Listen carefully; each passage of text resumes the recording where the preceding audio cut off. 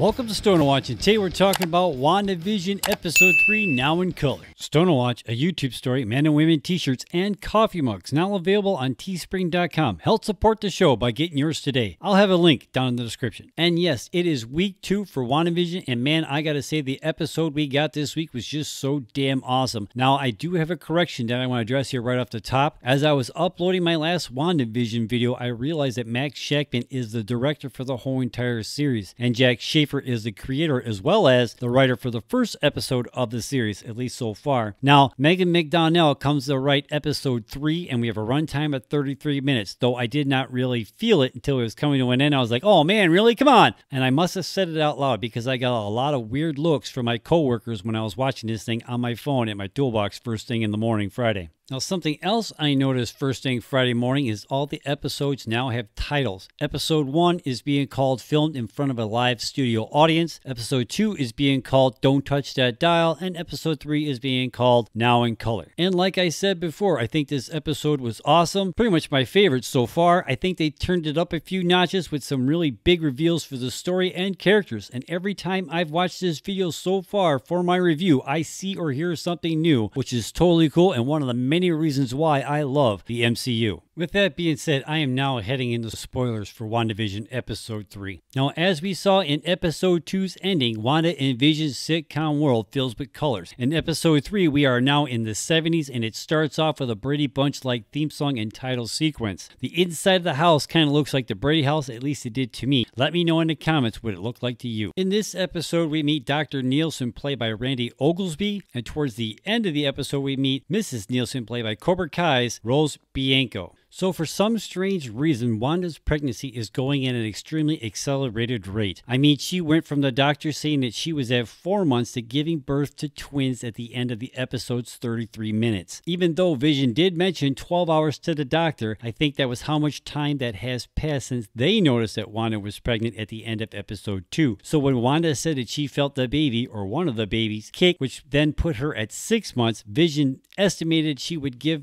birth in 3 days. So I have no idea how much time has passed at the end of this episode. But if I had to guess, I would say maybe 8 to 12 hours after the doctor left their house the first time. Let me know in the comments down below what you think. I did think it was kind of funny to see Vision going totally old school, granted he had to, looking up stuff in hardcover encyclopedias. Man, I remember when we had to do that back in the day doing research for projects for school. That was not fun. And the way information is constantly updated now, you would have to be printing off new sets of that stuff like every 5 minutes. You know what I mean? Man, when Wanda starts to have false contractions, things get all crazy. I mean, the lights are flashing, the appliances are going all nuts. She ends up shorting out the power grid and taking out the phone lines on the block. So Vision has to actually go run and catch the doctor on foot before he leaves for vacation. Then Geraldine shows up. Again, she's being played by Teyonah Parris, but we find out kind of this week that she's actually Monica Rambeau. Now, the last time we saw this character, she was 11 years old in Captain Marvel, and apparently all grown up and working for S.W.O.R.D. Now, she does help Wanda give birth to her first baby, but she kind of blows her cover when she brings up Ultron after Wanda mentions she had a brother named Pietro. Now, I don't know why she did that, to be quite honest with you, but I think that the people from S.W.O.R.D. have been trying to reach Wanda to see why she's doing what she's doing. But it looks like they're going to have to keep on trying, because Wanda gets all pissed off and she ejects Geraldine, aka Monica Rambeau, outside of town through like this big, huge invisible barrier that's being projected by these towering pylons outside of town that's protecting the rest of the world from what's going on inside of Westview. Now, I think that either way, her cover was like in jeopardy because like Agnes and Herb outside talking to Vision was like trying to hint that she's not from here, so you need to really watch out. So I think either way, her cover was about to be totally blown. So Wanda and Vision have twins, Billy and Tommy. I wonder how fast these two are going to grow up since they were born in less than a day. Now, I have seen some people online speculating these two could end up introducing the characters Wiccan and Speed into the MCU. Now, in the comics, Wiccan, aka Billy Kaplan, and Speed, aka Tommy Shepard, are members of the Young Avengers. It's the next generation superhero team-up whose lineup includes Katie Bishop, who will be introduced in the Disney Plus series Hawkeye, Casey Lang, who's already been in the MCU and will be back in the upcoming Ant-Man and Wasp Quantumania, and America Chavez, who will appear in Doctor Strange in the Multiverse of Madness. This week's episode commercial is Hydra Soak, obviously making fun of the relaxing body soaps back in the 70s. I know I don't remember what those products' names were. I was just a little kid back then, but I do kind of remember seeing the commercials when I was watching cartoons. So, I mean, at least that's what I got out of it. Obviously, Hydra is the name of the organization that Captain America has been fighting since World War II. But other than that, I don't see the other deeper meaning to this commercial, because I saw like some review video, and I don't remember who or where, that said that these commercials have a deeper meaning than what we actually thought. Like the Stark toaster was like significant to like the missile that destroyed Wanda's parents' house. I'm not really sure on that, but that would explain why it kind of sounded like a bomb, right? And Strucker obviously was the man who gave them their powers using Loki's scepter. Now, I don't really understand what the significance is of this soap. On top of that, here's something else I thought was pretty interesting. Something that the great Arsenio Hall would say, they would make you go,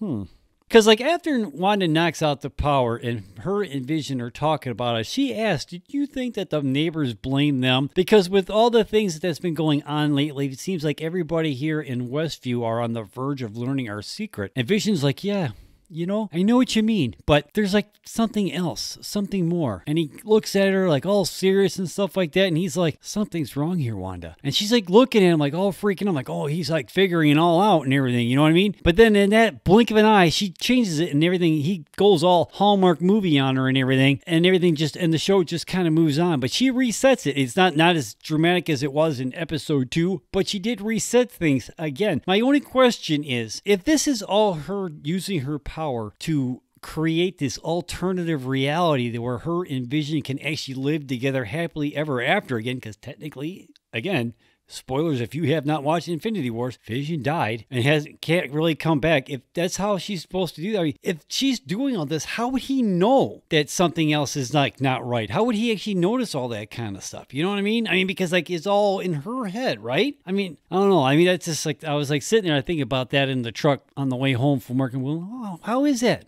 How does that work? So, I don't know. What do you think? Let me know in the comments down below. So, I don't know, man. Did you watch WandaVision episode 3 in color? What'd you think? Let me know in the comments down below. I mean, I liked it. I thought it was pretty good. I wish we could have watched it with the first 2 episodes also, because it gives you more of an idea what they got going on. And now that Monica Rambeau has blown her cover and she can no longer pull off being Geraldine, who else are they going to try sneaking into town? I don't know. And I wonder if we're going to do another time jump next week or stay in the 70s for another week. I guess we'll have to just wait and see. So let me know what you think in the comments down below.